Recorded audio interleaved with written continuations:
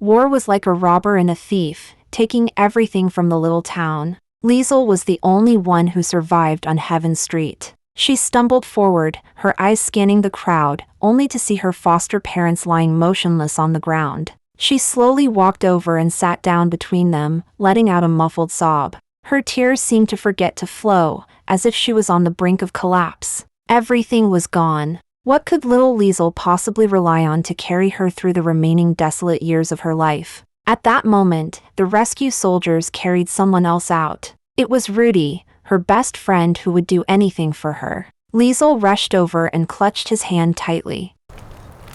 Liesel. Shh.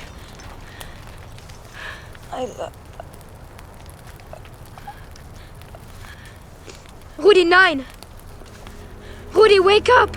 Rudy was also dead. Liesel couldn't believe it. She buried her head deeply into Rudy's chest. She tried to lift his lifeless body, futilely trying to keep him from falling. But she couldn't hold him. She had to lay him back down on the ravaged earth. Looking at the boy's lifeless face, she slowly bent down and gently kissed Rudy Steiner's lips. It was a kiss she had owed him for a long time. Liesel and Rudy first met on the day Liesel arrived at Heaven Street. At that time, she had just lost her mother and brother, and was about to face unfamiliar foster parents and an uncertain future. As a result, she had closed herself off, refusing to communicate with anyone. She hesitated to get out of the car until her foster father smiled and reached out his hand. Only then did Liesel take the first step toward her new life. Not far away, Rudy, who was playing soccer with his friends, stared at the girl's retreating figure and grinned foolishly. That was Liesel's first impression of Rudy. The next morning, the boy showed up at Liesel's door,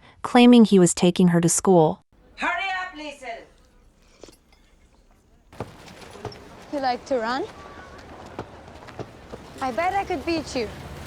This boy, with his hair always as bright yellow as a lemon, dreamed of becoming the fastest runner in the world. To that end, he often painted himself black and ran around the playground like Jesse Owens. But Rudy didn't understand why the school's security guard would always catch him and drag him home by the ear, ordering his father to clean him up. His father would always sigh while wiping him down, as if he had done something terribly wrong.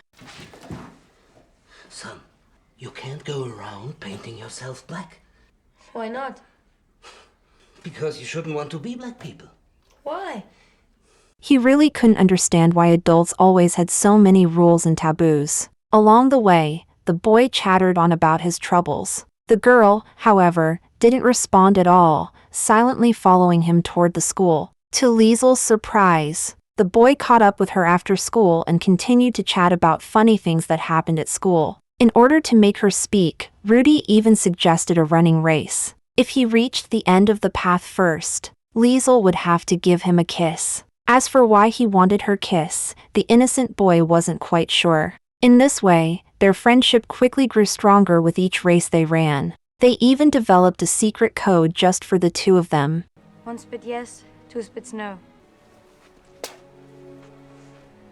I knew it. When they had secrets they couldn't easily talk about, they would use spitting to convey their opinions or attitudes. One day, while Liesel was sneaking into the mayor's study to steal a book, Rudy discovered her and found a blank book she had dropped. It was inscribed with "For Liesel, from Max." Rudy sensed that Liesel was hiding something from him and kept asking who Max was. Instead of answering directly, Liesel grabbed the book and ran away. In the end, under Rudy's relentless questioning, Liesel used their spitting code to reveal the secret she had been trying to keep from him. There was a person with a sensitive identity hiding in their basement. Unfortunately, this scene was witnessed by their school rival. He suspected that the book in Liesel's hands was a banned book that should have been destroyed and tried to snatch it to report them. Rudy knew that if the secret of Liesel's basement was exposed, it would be disastrous. So, he had no choice but to throw the book away. The frustrated boy pushed Rudy to the ground in anger.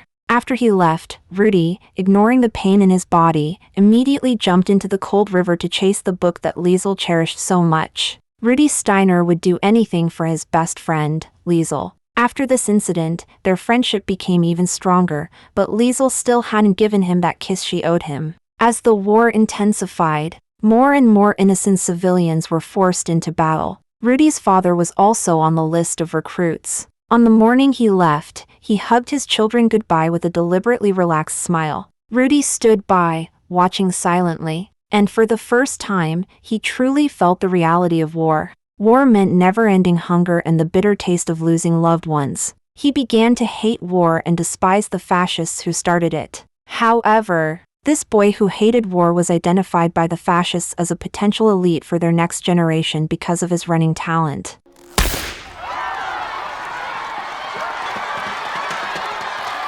During a school track meet, the fastest runner caught the attention of the authorities and was recorded. A while later, Rudy received an admission notice from an elite school. He was supposed to start training this summer. This was a terrifying thing. The boy hugged his mother tightly, unsure of what to do. In the end, he thought of running away. Rudy put on the suit his father had prepared for his birthday, took his only possession, a soccer ball that he rarely let go of, and quietly called Liesel to run away with him. He didn't want to die before he grew up. He wanted to go to a place where no one could find him and start a new life. However, both Liesel and Rudy knew deep down that they had nowhere to go. After shouting and venting by the lake, they obediently went back home. But change always comes faster than plans. Before Rudy could wait for the summer training to start, the air raid happened.